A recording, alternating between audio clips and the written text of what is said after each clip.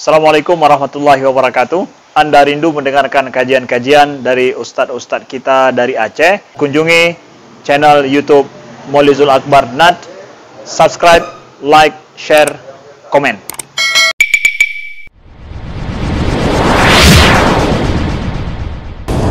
Alhamdulillahirabbil alamin. Wa bi ni'matihi tatimmus shalihat. Asyhadu an la ilaha illallah wahdahu la syarika lah. Wa asyhadu anna Muhammadan 'abduhu wa rasuluhul karim. Allahumma shalli wa sallim ala nabiyyina wa sayyidina Muhammadin wa ala alihi wa ashabihi ajma'in. Amma ba'd. Rabbi shrah li sadri wa yassir li amri wahlul 'uqdatam min lisani yafqahu qawli. Segala puji bagi Allah, kemudian salawat dan salam kepada Rasulullah, pada keluarga dan seluruh sahabat-sahabatnya. Bapak-bapak, ibu-ibu, jamaah salat maghrib dan isya yang Allah muliakan, insyaallah kita masih dalam bab adabul walimah, yaitu adab seputar walimah. Dan kita sedang membahas perkara-perkara yang menyebabkan boleh tidak hadir ke walimah atau keundangan walimah. Dan kita sedang membahas perkara-perkara yang bersumber dari sudut pandang orang yang mengundang. Jadi ada perkara dari sudut pandang orang mengundang atau dari sisi orang mengundang menyebabkan boleh tidak menghadiri walimah. Di pertemuan yang lalu kita sudah bahas di antara penyebab boleh tidak hadir ke walimah atau undangan walimah orang adalah orang yang mengundang adalah orang fasik, orang yang suka melakukan maksiat, ahli maksiat. Kemudian harta yang digunakan untuk menggunakan walimah atau melakukan walimah kebanyakannya adalah dari harta yang haram. Jadi si pengundang ini bekerja di tempat haram, menghasilkan harta haram atau bercampur-campur dengan harta haram, maka bagi kita yang diundang boleh tidak menghadiri undangan walimahnya. Harta syubhat makruh datang, yang benar-benar haram maka juga haram kita datang. Tapi yang syubhat bercampur-campur maka makruh kita datang. Kemudian orang yang mengundang, kalau mengundang untuk memamerkan harta, untuk bermegah-megah, maka kita boleh tidak menghadiri undangan tersebut. Dan ini kita tahu tentang karakter atau profil orang mengundang. Ada kesombongan. Ketika mengundang ada kesombongan, ingin menampakkan hartanya, maka dibolehkan kita untuk tidak menghadiri di tempat orang yang sombong. Berikutnya kita sambung pembahasan kita. Masih satu yang tersisa dari sisi orang yang mengundang, yaitu ayyakuna ad-da'i qad khassa bid-da'watil aghniya. Boleh tidak hadir ke walimah atau undangan walimah apabila sahibul hajah hanya mengundang orang-orang yang kaya saja. Nah, ini juga salah satu perwakilan sikap sombong, sehingga dia membuat acara walimah lalu mengundang hanya orang-orang kaya. Artinya dia meninggalkan undangan untuk orang miskin. Jadi standar undangan dia adalah orang kaya. Kalau kita termasuk orang kaya yang masuk ke dalam list undangannya, maka diutamakan untuk tidak datang, untuk tidak mendukung kesombongannya. Walaupun kita kaya, mungkin kita salah satu yang diundang, tapi kalau kita orang kaya berilmu, lebih baik tidak datang. Dan ini kita tahu dari mana? Ketika kita melihat atau mendengarkan kabar bahawa tidak satu pun orang miskin yang terundang. Jadi ini permainan adalah permainan sesama orang kaya. Rasulullah sallallahu alaihi wasallam menyebutkan bahawa syarrut ta'am ta'amil walimah yud'a ilaiha al-aghniya wa yutraku al-fuqara. Seburuk-buruknya kenduri atau seburuk-buruknya walimah, yaitu yang diundang hanya orang kaya dan meninggalkan orang miskin. Itu seburuk-buruknya walimah, kata Rasulullah. Dan untuk kita ulang kembali Bapak Ibu sebagai pengetahuan bahawa walimah itu hari keberkahan, dan keberkahan itu turun di atas doa dan ridhanya orang miskin. Mengundang orang miskin menyebabkan Allah sayang kepada orang yang memberi makan orang miskin. Mengundang anak yatim menyebabkan turunnya segala keberkahan dari Allah. Maka lebih utama kita mengundang mereka daripada mengundang orang-orang yang kita harapkan balas jasa darinya. Kadang-kadang ada sebahagian mengundang orang kaya karena memikirkan bahawa kalau orang kaya makannya sedikit, amplopnya banyak.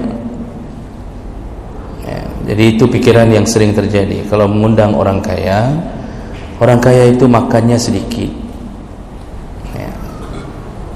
tapi isi amplopnya banyak. Itu yang menjadi standar kita agar kembali modal yang telah kita keluarkan. Lalu kita meninggalkan orang miskin, karena dalam pikiran sebahagian orang miskin makannya banyak, isi amplopnya sedikit. Padahal disitulah duduknya keberkahan Allah. Jadi biarkan orang miskin makan sesuka-suka. Bimbing anak mereka, kasih tahu ini, ada itu. Ya, namanya juga orang miskin. Sekali-sekali mereka bisa makan makanan yang dibuat dengan cara mewah. Banyak orang yang tidak mau memperhatikan mereka. Dan ini kalau terjadi, maka tidak perlu atau lebih utama untuk tidak datang. Walaupun datang boleh, tapi lebih utama untuk tidak datang. Ada hadis tentang Abu Hurairah yang diundang ke walimah. Ini sepeninggal Rasulullah sallallahu alaihi wasallam. Jadi Rasulullah telah wafat. Asar sahabat menyatakan bahawa hadis tentang Abu Hurairah yang diundang ke satu undangan. Qala Malik bin Anas. Jadi yang menceritakan hadis dari Malik bin Anas, an Abi Hurairah balaghani anna Aba Hurairah du'iya ila al-walimah. Telah sampai kabar kepada aku, kata Malik, bahawa Abu Hurairah pernah diundang walimah. Wa alaihi thiyabun duna, dan dia ketika itu memakai pakaian-pakaian rendahan. Artinya pakaian-pakaian orang miskin, pakaian yang tidak bagus. Fa'ata liyadkhula famuni'a wa lam yu'zan lah. Lalu kemudian ketika dia datang dan ketika dia masuk, ternyata dilarang, tidak diizinkan untuk masuk. Ada pengumuman. Nah, pengumuman anak.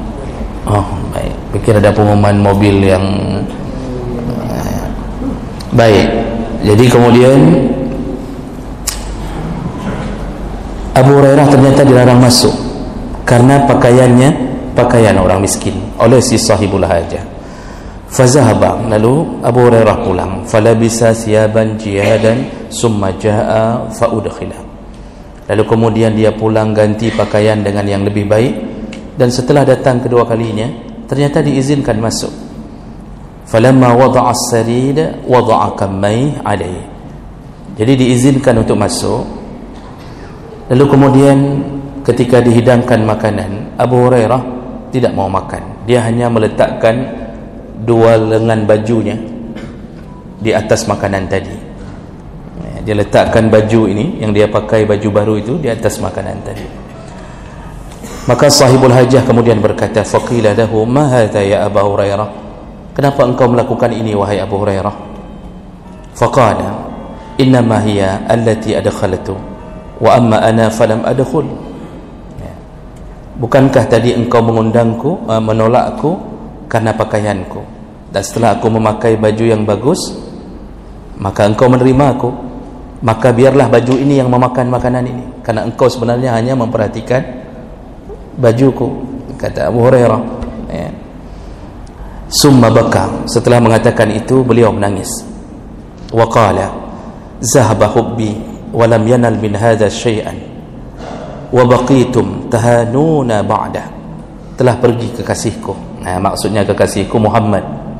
Jadi Abu Hurairah berkata sambil menangis, semenjak kekasihku telah pergi, maksudnya Rasulullah sallallahu alaihi wasallam. Wa lam yanal min hadza syai'an, tidak pernah diajarkan pekerjaan seperti ini. Maksudnya apa? Walimah menolak orang miskin, lalu hanya mengundang orang yang berpakaian bagus.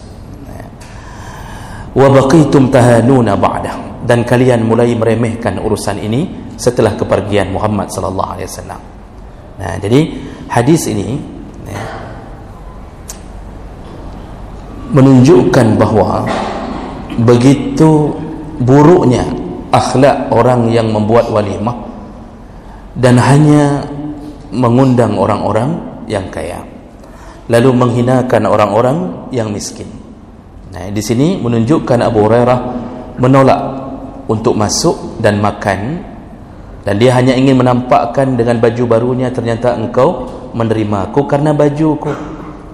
Di sini menjadi pelajaran bagi kita Bapak Ibu yang Allah muliakan, bahawa janganlah terulang membuat walimah dengan gaya seperti ini. Jadi lebih utama setengah-setengah sudah okey. Setengah orang miskin, setengah orang kaya. Jangan harapkan apapun dari orang miskin. Orang miskin mungkin cuma membawa 2.000, 3.000. Itu pun kalau ada yang kadang-kadang amplop kosong. Karena tidak enak dia keluar amplop kosong diisinya, memang tidak ada apa-apa. Tapi dari mereka lah kita mendapatkan segala kebaikan setelah walimah itu. Jadi Allah Subhanahu wa taala begitu memuji-muji orang yang memberi makan orang miskin. Bahkan salah satu daripada ciri-ciri haji mabrur adalah it'amut ta'am. Pulang dari haji muncul kedermawanannya, berubah jadi orang yang suka memberi makan kepada orang miskin. Jadi kalau haji sudah berkali-kali tapi masih pelit seperti Haji Muhyiddin, ini belum masuk dalam kategori haji mabrur. Haji berkali-kali tapi Masya Allah pelitnya luar biasa. Wakaf tidak, sedekah tidak ada, memberi makan orang miskin tidak ada. Jangan harap haji itu akan membela kita di hari kiamat nanti. Jadi cukuplah dapat saja di dunia, tapi tidak ada pembelaan di hari kiamat. Jadi ini salah satu walimah yang boleh tidak hadir kalau kita melihat dia ternyata hanya mengundang sesama yang kaya saja. Baik, itu syarat perkara yang terakhir dari sisi orang yang mengundang. Kemudian kita masuk berikutnya asyurut al-mu'tabarah fil mad'u. Syarat berikutnya, perkara berikutnya adalah boleh tidak menghadiri walimah dengan perkara-perkara dari sisi orang yang diundang. Jadi kita sudah selesaikan dua perkara. Pertama, kita selesaikan beberapa pertemuan dari sisi tempat. Jadi kalau di situ ada kemungkaran, ada keyboard, kemudian ada maksiat, disediakan makanan-makanan haram, itu semuanya tidak usah datang. Kemudian kita sudah bahas dari sisi orang yang mengundang. Dan sekarang kita masuk ke dalam pembahasan boleh tidak hadir dengan perkara-perkara yang dilihat dari sisi orang yang diundang. Nah, apa saja dia? Yang pertama, al-aqlu wal bulugh. Baru wajib hadir walimah kalau orang yang diundang itu adalah orang yang berakal dan baligh. Baru wajib hadir kalau yang diundang berakal dan baligh. Artinya, orang yang tidak berakal maka tidak wajib menghadiri walimah. Diundang orang gila, apakah orang gila wajib hadir walimah? Sehingga ketika kita berjumpa dengannya kita katakan, haneja, balung. Ini yang gila sebenarnya siapa? Maka orang gila tidak wajib datang. Stres tidak wajib datang. Orang pikun sudah jawai, tidak tahu pun apa yang disebutkan atau tidak tahu kapan diundang, apa acaranya, hilang akalnya, hilang masuk, maka tidak wajib datang. Nah, kemudian al-bulugh, baligh. Jadi anak-anak kalau diundang tidak wajib datang. Jadi kalau orang tua, sekali lagi kita ulang, kalau undangan tidak ditulis dan keluarga, maka yang dimaksud hanya kita saja. Kalau ditulis dan keluarga, baru boleh bawa keluarga. Namun kalau di antara keluarga kita ada yang belum baligh, maka yang belum baligh itu tidak termasuk yang wajib hadir. Hadir boleh tidak? Boleh, tapi tidak termasuk yang wajib hadir. Artinya enggak bawa enggak apa-apa. Namun orang kadang-kadang maksa bawa. Kenapa? Supaya tidak masak nasi siang. Jadi sekaligus sudah diatur dari pagi ini kita siang nanti semua ke sana. Ada anak 8 orang, 88 di road mendung gede. Amplop 15,000. Kasih amplop 15,000. Tapi anak yang kita bawa 8 orang. Anak kita bukan model anak biasa. Pasukan Bonrek semua. Makan Masya Allah. Ini kadang-kadang kita harus pakai perasaan. Apalagi kalau kita mendatangi orang yang meninggal dunia, itu amplopnya seharusnya lebih besar daripada amplop mendatangi orang menikah. Kalau perkawinan itu rata-rata insya Allah orangnya mampu. Apalagi yang buat walimah besar-besar itu mampu. Jadi bawanya sekitar 10,000, 15,000. Itu hitung-hitung sebagai hadiah kita, sama-sama dapat pahala, sudah okey. Tapi kalau orang yang meninggal itu disuruh oleh Nabi untuk menolongnya, bawa yang lebih banyak, minimal 20,000 minimal. Dan jangan harapkan makan, karena itu bukan tempat makan. Dikasih sebagai sedekah, alhamdulillah. Mungkin kalau bukan dari harta anak yatim, silahkan. Mungkin ada sponsor, mungkin ada saudaranya, pamannya dari mana mau sedekah, silahkan. Tapi hati-hati ketika berhubungan dengan harta anak yatim yang belum dibagi warisannya. Itu sedikit hati-hati, Bang. Nah, undangan walimah perkawinan tidak wajib bawa amplop. Itu sudah kita ulang berkali-kali. Namun amplop yang kita bawa hanya sekedar menghargai, dia sudah mengundang, kita makan di tempatnya, kita balas dengan kebaikan yang sama atau lebih. Makanya baik orang bawa amplop itu orang beriman, orang yang baik di sisi Allah SWT. Baik, berikutnya, syarat berikutnya. Jadi ini yang diundang baligh dan berakal baru wajib datang. Kalau tidak wajib datang. Yang kedua, al-hurriyah, orang merdeka. Apa maksudnya? Seorang budak, walaupun sekarang tidak ada lagi, itu tidak wajib hadir karena dia termasuk golongan mamnu' at-tasarruf. Dia enggak bisa melakukan kecakapan hukum karena semua tindakan dia adalah bihaqqis sayyid. Dia milik tuannya. Maka budak itu kalau diundang harus izin tuan. Kalau tuannya tidak mengizinkan, maka tidak boleh. Tapi sekarang ini tidak ada lagi. Pembantu itu bukan budak.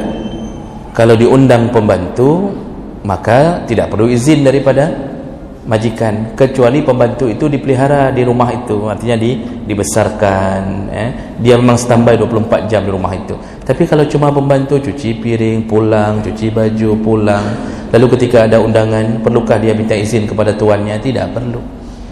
yang tidak boleh pergi di masa dia cuci piring. Tiba-tiba langsung dia campak piring, dia pergi. Itu tidak boleh, karena dia di dalam masa penyewaan. Dia termasuk di dalam masa penyewaan jasanya. Baik. Yang ketiga, al-Islam. Baru wajib hadir. Orang yang diundang itu harus Islam. Artinya, kalau yang diundang kafir, maka kafir pun enggak wajib hadir ke tempat walimah orang Islam. Dulu waktu kita bahas dari sisi orang mengundang, kalau yang mengundang kafir, non-muslim, ada orang yang kadang-kadang alergi mendengarkan nama kafir, pinginnya non-muslim, padahal kafir lebih lembut daripada non-muslim. Kafir itu apa?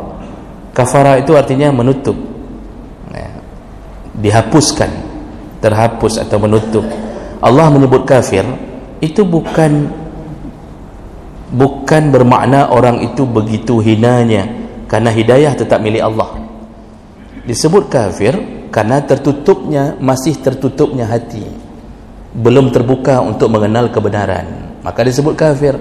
Datang orang-orang hari ini sok-sok merasa dia lebih hebat daripada Allah, lalu mengumumkan jangan sebut kafir, yang penting non-muslim, karena dia merasa non-muslim lebih lembut daripada kafir. Ini kan image yang dibangun sendiri, padahal kalimat kafir itu lebih sopan daripada non-muslim. Jadi Allah hanya ingin mengatakan yang masih tertutup hatinya dari kebenaran, merekalah dia. Jadi kalau orang kafir membuat walimah, kita pun tak wajib hadir. Boleh tidak hadir. Kalaupun hadir, di sana tiba-tiba ada maksiat, aurat berjalan-jalan, kadang-kadang yang seksi-seksi, itu malah lebih bagus tidak hadir. Atau makanannya babi semua, khamar, tidak usah hadir. Nah sekarang bagaimana kalau kita mengundang orang kafir, sahabat kita, ternyata dia pun enggak wajib hadir. Orang kafir itu tidak wajib hadir, karena syarat wajib hadir ke walimah orang adalah yang diundang harus orang Islam. Karena walimah ini hubungannya adalah hubungan ukhuwah, hubungan akidah, hubungan ukhuwah Islamiyah. Dengan datang kita telah meyakinkan dia bahwa aku saudaramu. Jadi tidak wajib hadir orang yang diundang apabila dia kafir, baik kafir zimmi, musta'min, ataupun berbagai macam bentuk kafir, itu tidak wajib hadir. Berikutnya yang keempat, alla yujad uzrun mu'tabar syar'an. Boleh tidak hadir walimah ketika kita diundang dalam keadaan mempunyai uzur. Jadi uzur ini uzur mu'tabar, uzur yang dalam syariat layak untuk tidak hadir. Apa standarnya?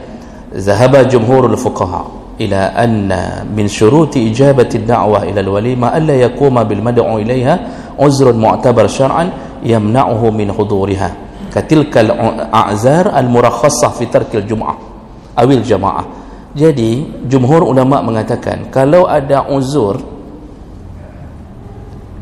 dari orang yang diundang, dan uzur itu uzur yang standarnya adalah uzur yang orang boleh tidak datang salat Jumat, atau uzur yang orang boleh tidak datang salat berjamaah, dan itu uzurnya, maka dibolehkan untuk tidak hadir di walimah orang itu. Nah, jadi coba kalau kita ulang, uzur apa saja yang membolehkan orang tidak salat Jumat. Itulah uzur yang membolehkan orang untuk tidak hadir di walimah orang, artinya tidak berdosa lagi. Uzur yang menyebabkan orang boleh meninggalkan Jumat, di antaranya apabila sakitnya sakit berat. Kalau cuma sakit yang ringan, itu tetap wajib hadir.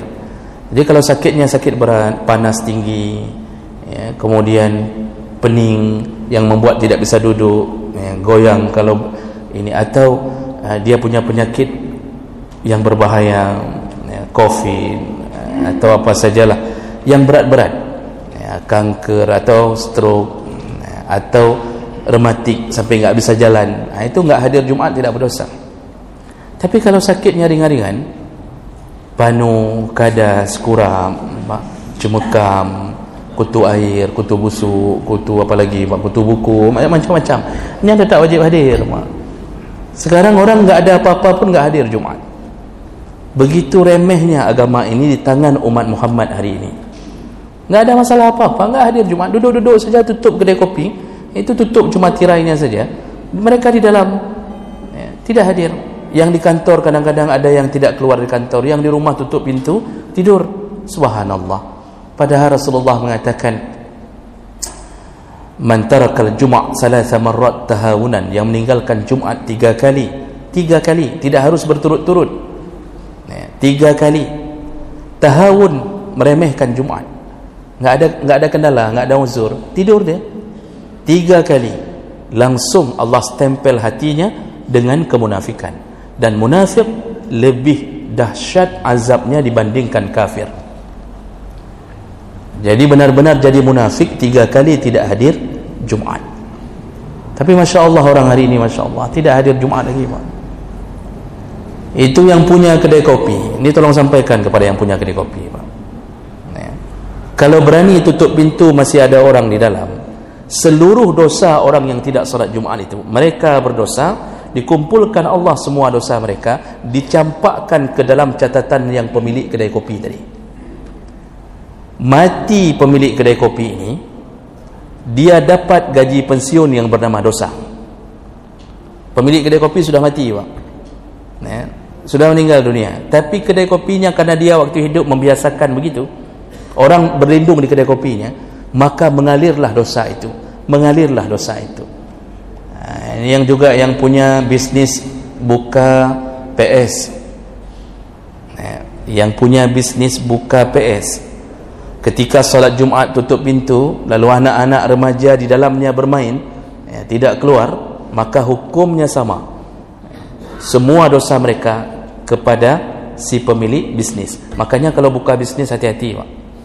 Bisa-bisa orang seluruhnya dosa dicampakkan ke kita. Kita mati, dosa masih mengalir.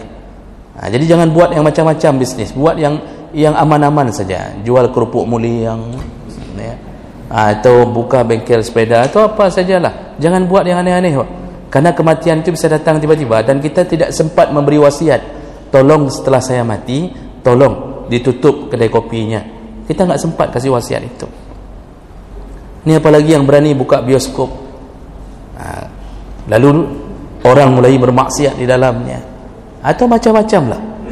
Bahkan di komplek-komplek, di lingkungan-lingkungan tertentu, itu ada yang menyediakan wifi untuk anak-anak. Jadi dia pasang wifi, anak-anak bayar 1 jam 5 ribu, bayar. Anak-anak main game, ada yang nonton film porno, ada yang menggunakan entah apa-apa mereka gunakan, seluruh dosanya dicampakkan kepada dia.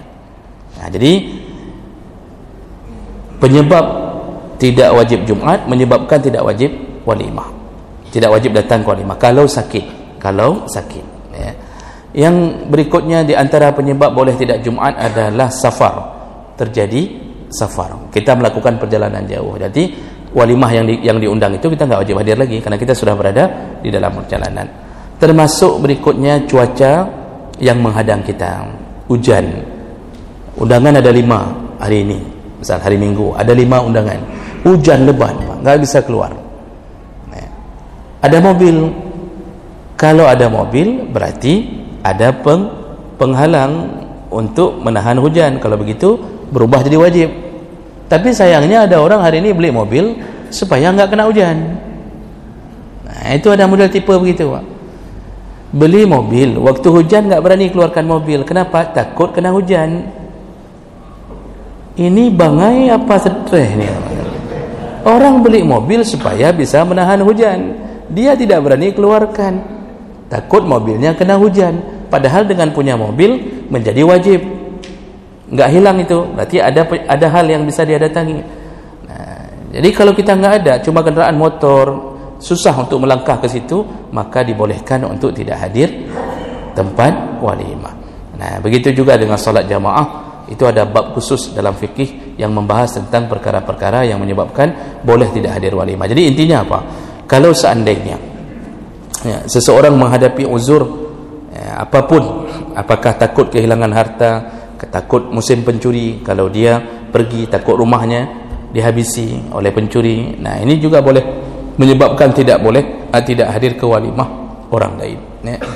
Nah, baik, kira-kira begitu. Kita sambung insya-Allah di pertemuan yang akan datang. Subhanakallahumma bihamdi asyhadu an la ilaha illa anta astaghfiruka wa atubu ilaik. Wassalamualaikum warahmatullahi wabarakatuh.